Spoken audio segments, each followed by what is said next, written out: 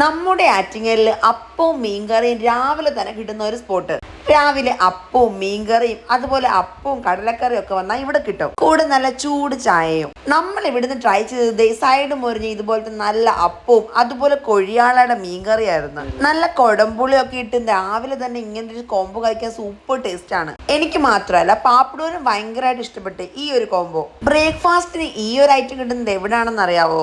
നമ്മുടെ ആറ്റിങ്ങലടുത്ത് ഊരുപോയ്ക്ക് ജംഗ്ഷനിൽ നിന്ന് വാളക്കാടേക്ക് പോകുമ്പോൾ ഊരുപോയ്ക്ക് പള്ളിമുക്കിലാണ്.